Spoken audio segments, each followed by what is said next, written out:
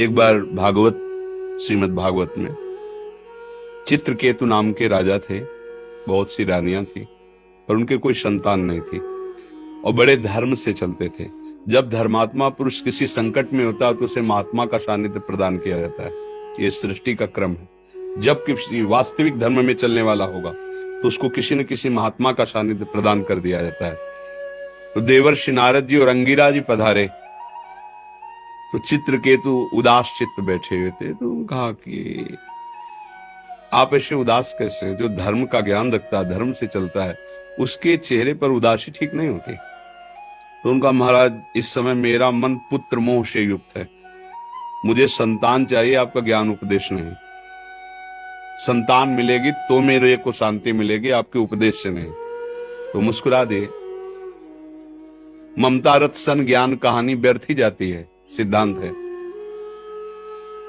उनका वैसे राजन, आपके भाग्य में पुत्र सुख है नहीं, पूर्व कर्मानुसार आपको पुत्र सुख नहीं है। तो उनका, अब हम भाग्य की बात नहीं जानते, अब आपको भगवान ने भेजा है, आपको पुत्र देना ही होगा। तो उनका तथास्तु। सर्व सामर्थ्यशाली महात्मा है, पर आपको हर्ष और शोक दोनों की प्राप्ति होगी। इस शब्द को नहीं समझ पाए और राजी हो गए। कुछ समय बाद बड़ी रानी श्रुति कीर्ति जो थी, उनसे गर्भ रहा और पुत्र हुआ। अब तो बड़ा आनंद।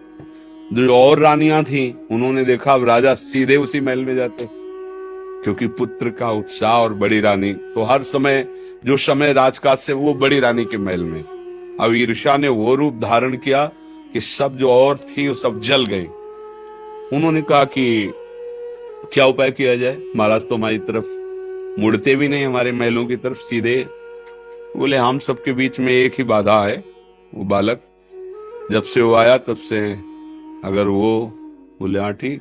तो एक पर्सनल दासी को तैयार कर लिया, अर्थ आदि का प्रलोभन देके और दुग्ध में जहर मिलाकर रानी की अनुपस्थिति में पिला दिया और नवजात शिशु मर गया।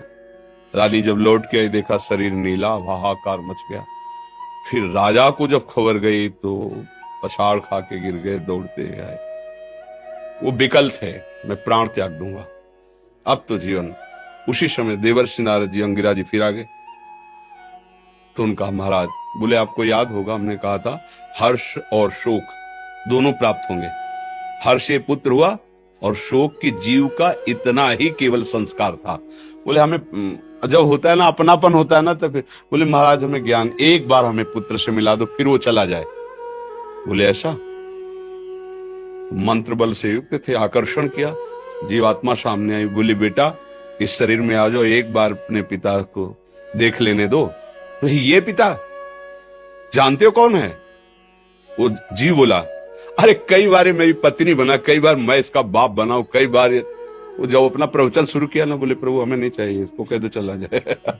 ये हम लोग रहस्य नहीं जानते ना कर्म का, इसलिए हम सब दुखी होते हैं।